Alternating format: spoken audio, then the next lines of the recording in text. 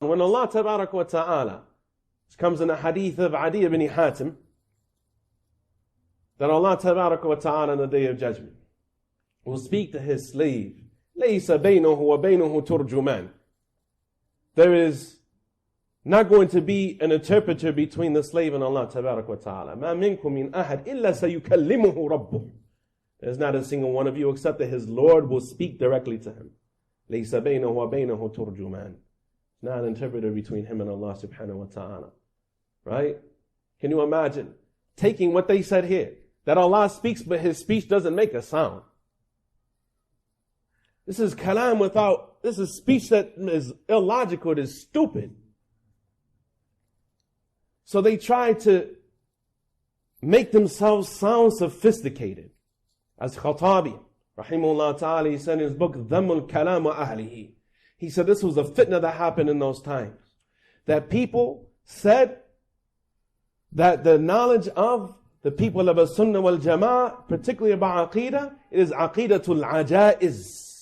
It's the Aqidah of old women. Even old ladies can understand it. But this is the Aqidah of the Khawas. We understand what's really going on. We, the elites. They wanted something that was shadh, something that was strange and odd. Because if they knew what everybody else knew, then they would just be normal people. But if they knew something that everybody else was like, wow, man, look at how bright his thobe is. Look at how big his turban is. Right? Look at all of the words that he says in Arabic that we don't understand what he's saying is. This guy is amiq. This guy's deep. This guy is deep. Wow. Think how many people on the face of the earth alive today are destroyed because they don't want something simple in their belief system. They don't want something easy to understand. They want something that's just mind-shattering, literally. Right? Give a person a mental breakdown because it doesn't mean anything. This is what Al-Khattabi said. He said these people, they came and they had ujub. They had astonishment with themselves. The first of the Mu'tazila, Amr ibn Ubayd and Waasil ibn Ataa. Waasil ibn Ataa, right? Both of them were students of Al-Hasan al-Basri. Think about this. Both of them were students of Al-Hasan al-Basri and Al-Qadi Abu Yusuf, right?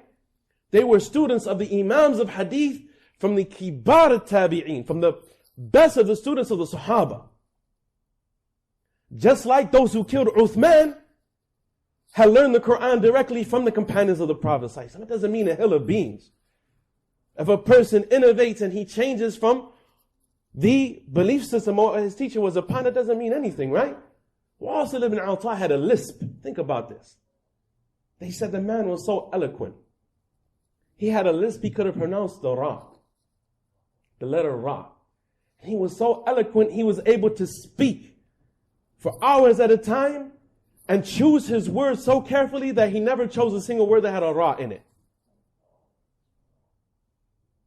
They said on one occasion he spoke with some words and he said, Wallahi, Allah could not have sent an angel from the sky يَتَكَلَّمْ بِأَحْسَنَ مِمَا قُلْتُ, who could have uttered something better than what I just said.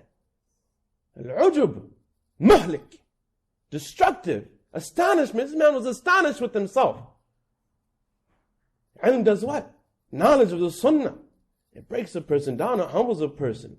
It puts a person at his level. The person is affected in his character. The person is affected in his statements. The person is affected in his dress. And the moment that knowledge starts to make a person pompous and arrogant and think that he's better than other people, we heard in the khutbah earlier, the belief of the Muslim. The belief of the Muslim. And he is fearful for the best of the Muslims and hopeful for the worst of them. And he is more hopeful for the rest of the Muslims than he is for himself.